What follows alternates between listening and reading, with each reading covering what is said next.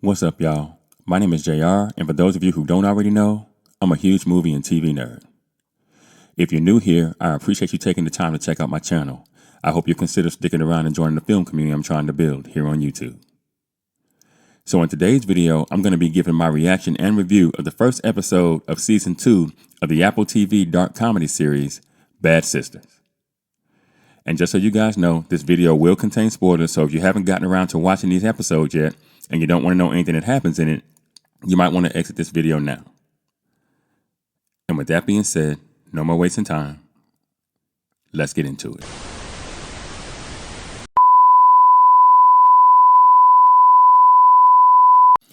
Bad Sisters is an Irish dark comedy television series developed by Sharon Horgan, Dave Finkel, and Brett Baer about 5 sisters who find themselves at the center of both a police and life insurance investigation after Grace's abusive and controlling husband dies suddenly. The series stars Sharon Horgan, Anne-Marie Duff, Eva Berthistle, Sarah Green, and Eve Hewson. Set in Dublin and filmed on location in Ireland, it is based on the Belgian series Clan, which was created by Malin Saragosen. Now, the first 2 episodes of the series aired on August the 19th back in 2022. And Apple TV renewed the series for a second season on November 8th of 2022, which the first 2 episodes of that season were released on November 13th of this year. And so far, the series has received a positive reception from critics, and it even won a Peabody Award in 2022. The show has also received a leading 12 nominations at the 19th Irish Film and Television Awards, winning 4, including Best Drama, and received the British Academy Television Award for Best Drama Series at the 2023 BAFTA Awards, alongside 2 additional wins. In addition, the series received 4 nominations at the 75th Primetime Emmy Awards, including Outstanding Lead Actress in a Drama Series for Horgan. Now, at the time of the making of this video, the series has a 100% on Rotten Tomatoes, with a popcorn meter sitting at 60%. Season 2 of the series does not have a Metascore or user score as of yet due to the limited critic reviews and user ratings, but Season 1 of the series has a Metascore of 79 based on 22 critic reviews, with a user score of 7.3 based on 60 user ratings, if that means anything to you. And finally, the series has an 8.3 out of 10 on IMDb with almost 40,000 ratings. So, funnily enough, I just found out that we were getting another season of this show last week sometime when I opened up my Apple TV to find something to watch. But when I saw that the show was indeed coming back for a second season, I'll admit I was pretty happy about it. But then I asked myself, given how season 1 of the show ended, did we really need a second season from a narrative standpoint? And then after rewatching the first season, to kind of catch myself up before the second season came out, I ultimately decided that with shows like this, that being shows that kind of play like a mini, but end with what I like to call a soft conclusion, those types of shows can indeed support a second go-round from a narrative standpoint. Now, episode 1, entitled Good Sisters, starts with a car driving out to a remote location at night and parking near a cliff's edge.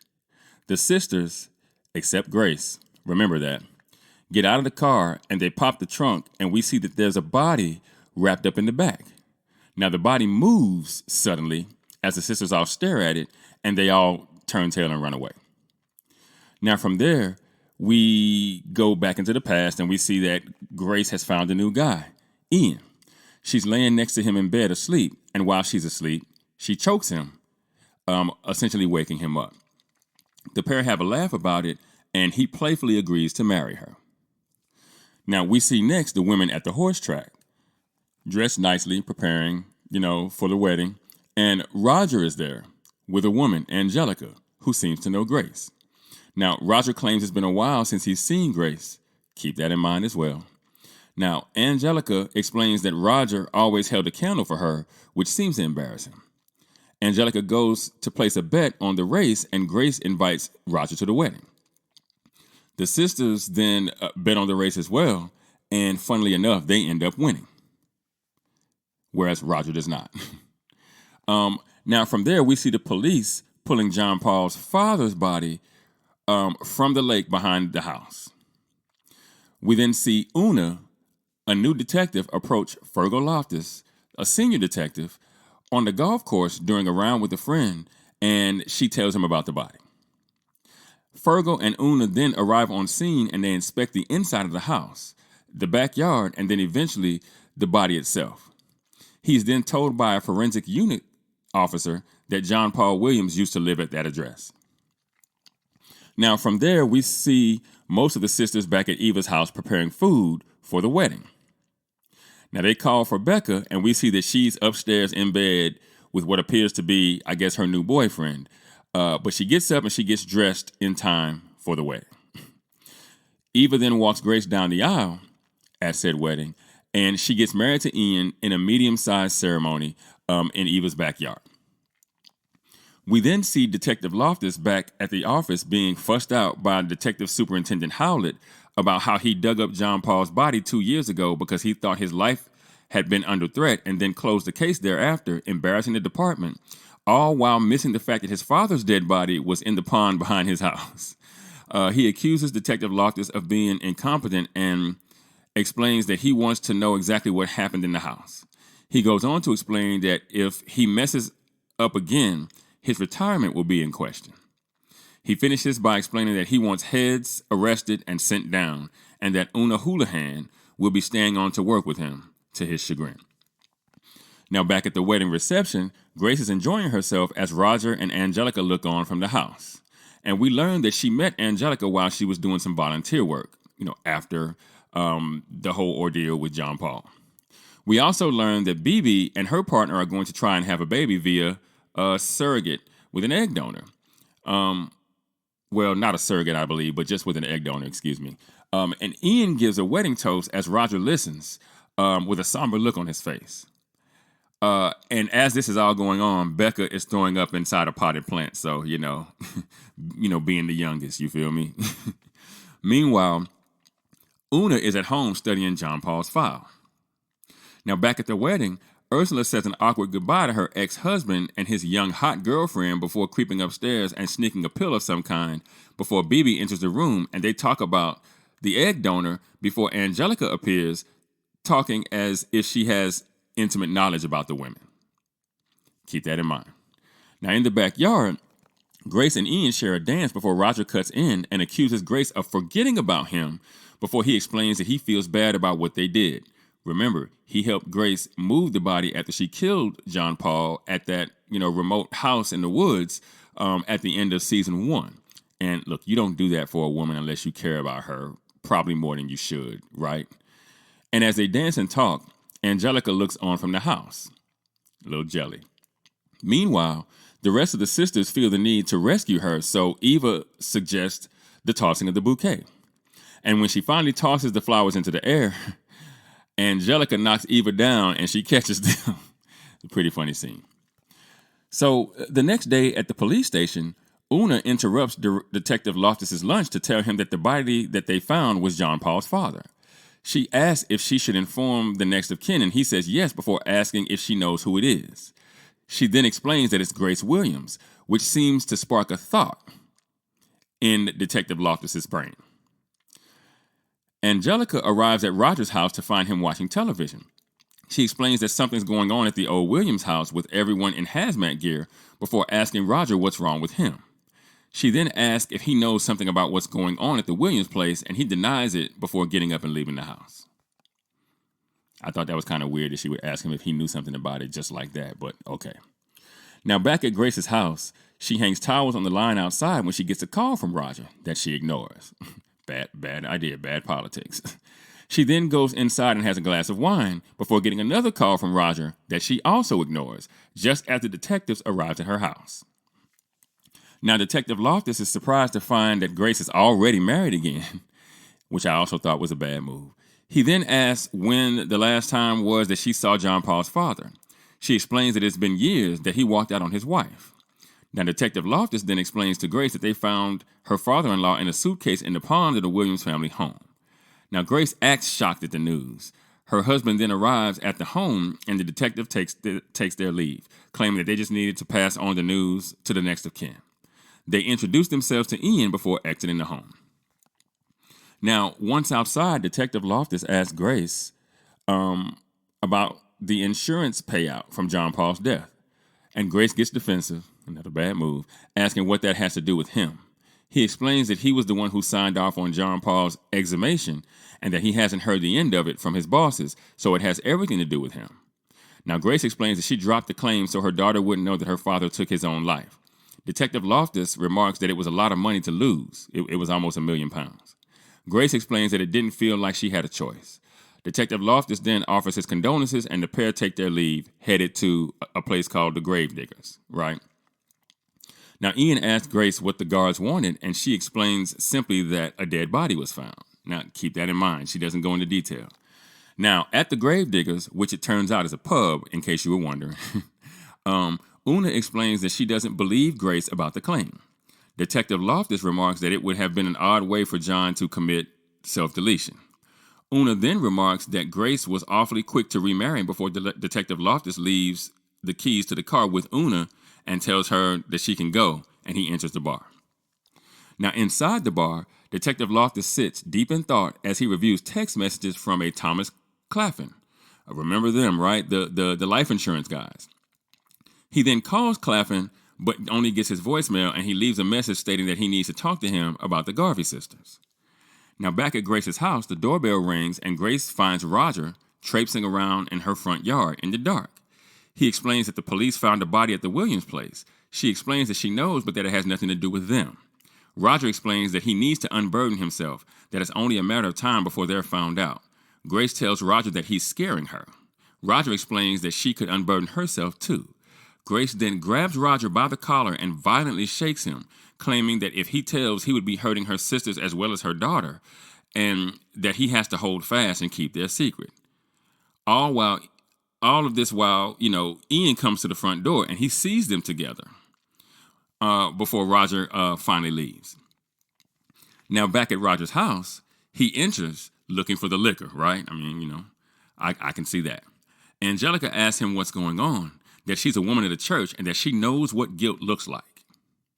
Now, back at Grace's house, she explains to Ian that John Paul, assaulted Eva and that he abused her. Remember, she did kind of come clean about that towards the end of the season, last season.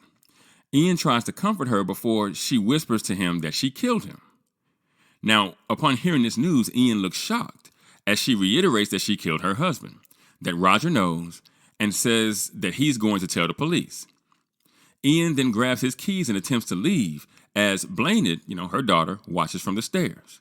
Now, as Ian exits the kitchen, headed towards the front door, Grace hits him in the back, which seems to shock him quite a bit.